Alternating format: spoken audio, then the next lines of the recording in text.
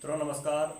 आप सभी का अपने YouTube channel study with Ajay SDSST पर बहुत बहुत स्वागत है। साथियों, आज हम बात करेंगे भास द्वारा रचित नाटकों के विषय में। इसके पहले वाली क्लास में आप लोगों ने देखा कि भास के द्वारा रचित कितने नाटक हैं और भास का जो जन्म समय है वो कब माना जाता है, गणपत शास्त्री के द्वारा कैसे निर्धारित किया गया, ये सब कुछ आप लोगों ने इसके पहले वाली वीडियो में देखा। और यदि आपने नहीं देखा है तो उसका जो लिंक है मैंने इसके डिस्क्रिप्शन बॉक्स में दे दिया है, आप वहीं से देख सकते हैं। भास के द्वारा रचित कुल 13 नाटक हैं और उन 13 नाटकों को हमने इसके पहले वाली क्लास में आप लोगों को बता दिया है, आप लोगों ने नोट भी कर लिया होगा। आज हम उन्हीं 13 नाटकों के विषय में संक्षिप्त जानेंगे। यानी जो 13 नाटक हैं उन नाटकों के मुख्य पात्र कौन कौन से हैं, कितने अंक हैं, कैसा रस है, कथा किस पर आधारित है, ये सारी बातें आज हम सब लोग इस वीडियो के माध्यम से भास द्वारा रचित नाटकों के विषय में विधिवत जानेंगे। जैसा कि आप लोग देख रहे हैं, देखिए यहाँ पर बोर्ड पर लिखा हुआ है। सबसे पहले हमने लिख दिया है स्वप्नवास वदतम। क्या लिखा है? स्वप्नवास वदतम।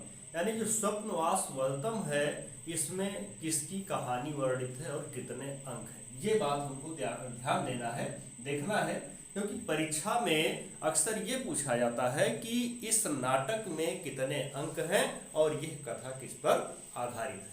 ठीक है, तो हम लोग देखते हैं कि स्वप्नवास वदतम जो है इसमें 6 अंक हैं। कितने अंक हैं? इस नाटक में 6 अंक हैं। कितने अंक हैं? 6 अंक हैं। और यह जो कथा है ये किस पर आधारित है? इसमें देखिए उदयन, उदयन और कौन सा पात्र है? वासवदत्ता।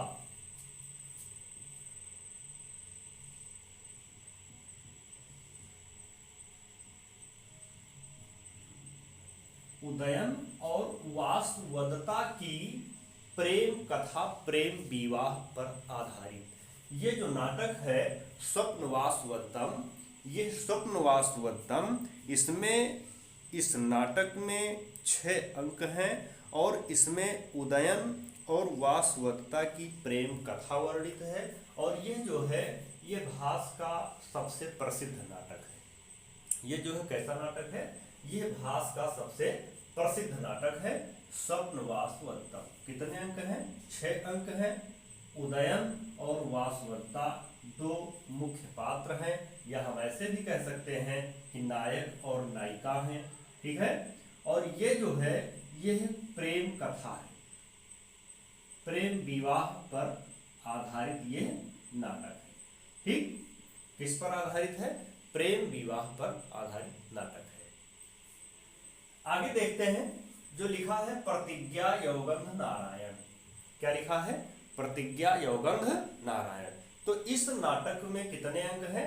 इस नाटक में है 4 अंक हैं। प्रतिज्ञा यौगंध नारायण में कितने अंक हैं? 4 अंक हैं।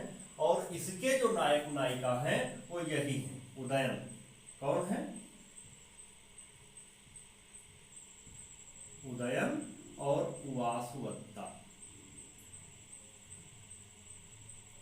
उदयन और वासवदत्ता, इन्हीं दोनों की प्रेम कहानी है, इन्हीं दोनों के प्रेम विवाह पर वर्णित प्रतिज्ञा यौगंध नारायण की कथा इसमें वर्णित है।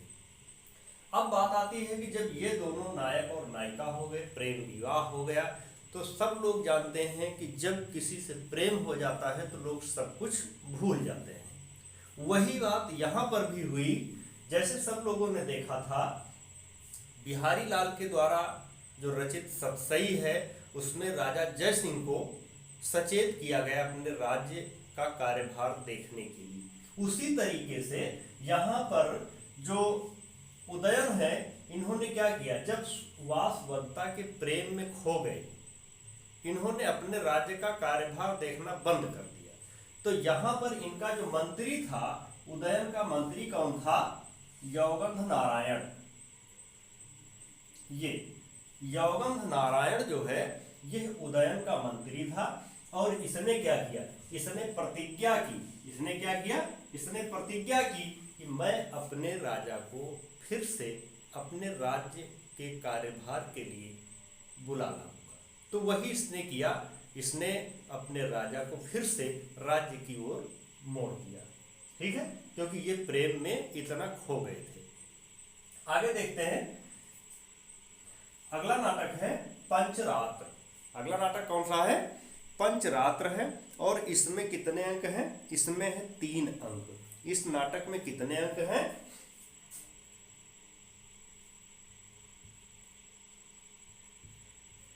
इस नाटक में है 3 अंक। जो पंचरात्र नाटक है, इस नाटक में 3 अंक हैं। और इस नाटक में क्या हुआ, जब दुर्योधन ने पांडवों का राज्य हड़प लिया, दुर्योधन ने क्या किया था, दुर्योधन ने जब पांडवों का राज्य हड़प लिया, फिर उसने यज्ञ किया और यज्ञ के पश्चात जो गुरु द्रोणाचार्य थे, उन्होंने पांडवों की तरफ से सिफारिश की। पांडवों की तरफ से उन्होंने कहा, दुर्योधन को समझाया कि भाई पांडवों का राज्य पांडवों को वापस कर दो। लेकिन जो पांडवों का राज्य था वह दुर्योधन देना नहीं चाहता था। दुर्योधन कहता था कि मैं इनको राज्य वापस नहीं दे सकता हूँ, और कहा कि इसमें जो है पांडव अपना भिक्षा मांगेंगे और यदि वह 5 दिन में हमको मिल जाते हैं। क्या कहा, इस पंचरात्र में, पंचरात्र का मतलब ही यही है, 5 रात्र। दुर्योधन ने कहा कि यदि पांडव 5 दिन में मिल जाते हैं तो मैं उनको वापस कर दूंगा, अर्थात उनका जो राज्य है वो मैं उनको वापस कर दूंगा। क्योंकि उसने क्या किया था, जो दुर्योधन था वह जानता था कि मैं इनको लक्षाग्रह में मार दिया हूं, अब यह लौट कर आने वाले नहीं, इसीलिए उसने ऐसा कहा था। तो गुरु द्रोणाचार्य ने कहा कि भाई पांडवों का राज्य उनको वापस कर दीजिए, लेकिन दुर्योधन ने पांडवों का राज्य वापस नहीं किया। यही इस पंचरात्र नाटक में यही कथा वर्णित की गई है। ठीक है, इसके बाद जो अगला नाटक आता है वो नाटक है बाल चरितम।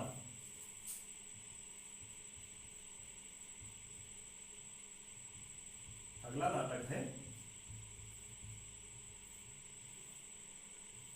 बाल चरितम। इस बाल चरितम, जैसा कि सब लोग नाम जानते हैं बाल चरितम, इसमें श्री कृष्ण के जन्म,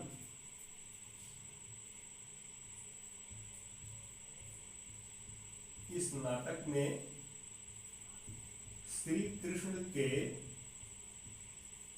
जन्म से लेकर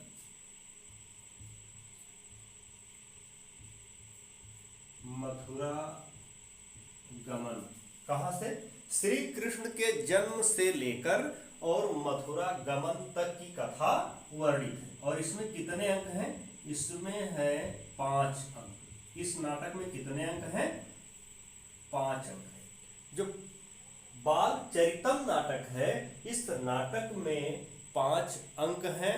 और इस नाटक में जो कथा वर्णित की गई है वह कथा है श्री कृष्ण के जन्म से लेकर के और मथुरा गमन तक। क्योंकि सब लोगों ने श्री कृष्ण के विषय में जाना है, जानते हैं, सीरियल में भी देखा होगा कि जन्म मथुरा में हुआ, लेकिन उनका जो पूरा समय है, जो बाल्यावस्था है, शैशवावस्था है, वो कहाँ पर व्यतीत हुई थी, वो व्यतीत हुई थी गोकुल में, ब्रज में।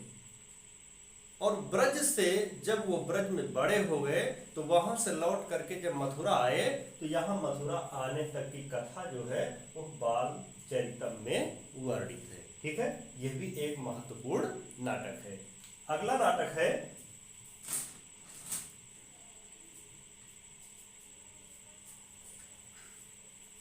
उर्भंगम। अगला नाटक कौन कौन सा है?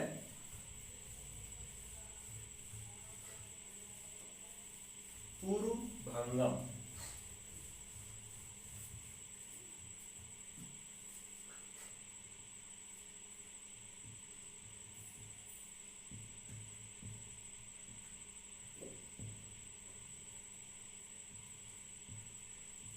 पूर्वभंगम, देखिए ये जो नाटक है पूर्वभंगम, ये भीम के द्वारा दुर्योधन की जंघा को उखाड़ फेंकने, जंघा को तोड़ डालने की कथा इसमें वर्णित है। और यह नाटक नहीं बल्कि एकांकी है। ये जो है यह एकांकी है, इसमें एक ही अंक है, इसलिए यह एकांकी है। और इस एकांकी में भीम और दुर्योधन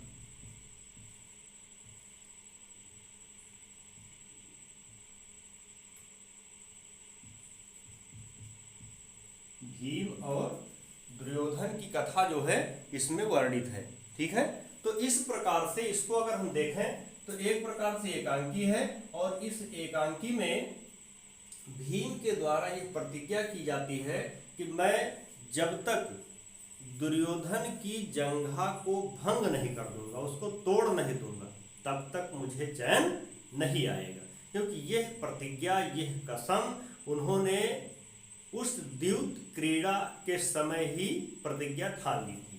तो भीम और दुर्योधन इस एकांकी के दो मुख्य पात्र हैं। ठीक, इसके बाद जो अगली एकांकी कह लीजिए या अगला नाटक कह लीजिए, वो है दूतवाक्यम। वो कौन सा है? दूतवाक्यम।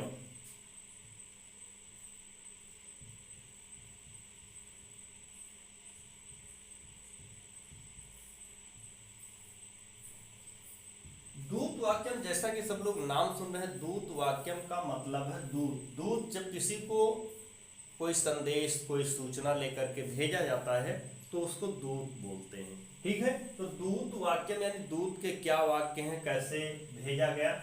इसमें पांडवों की तरफ से, किसकी तरफ से? पांडवों की तरफ से कौरवों के पास, दुर्योधन के पास दूत के रूप में श्री कृष्ण को संधि प्रस्ताव लेकर भेजा गया। क्षमा याचना भेजी गई कि किसी तरीके से दुर्योधन या कौरव हमारा राज्य हमको वापस कर दें और युद्ध ना हो। ठीक है, तो ये जो दूत वाक्यम है यह भी एक प्रकार से एकांकी है। ये क्या है? यह भी एकांकी है। और इसमें श्री कृष्ण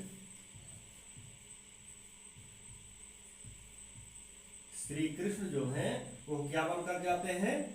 दूत बनकर, पांडवों के दूत बनकर कौरवों के पास जाते हैं संधि प्रस्ताव लेकर के कि हम लोग युद्ध नहीं करना चाहते हैं और हमें हमारी जमीन, हमारा राज्य हमको ऐसे ही दे दिया जाए। लेकिन वहां पर क्या होता है, जो कौरव हैं वो किसी भी तरीके से सुई की नोक भर भी जमीन देने के लिए तैयार नहीं होते हैं। ठीक, तो दूत वाक्य में यह कथा वर्णित है। श्री कृष्ण पांडवों के दूत बनकर किसके पास जाते हैं? कौरवों के पास जाते हैं, दुर्योधन के पास जाते हैं। यही कथा दूत वाक्य में वर्णित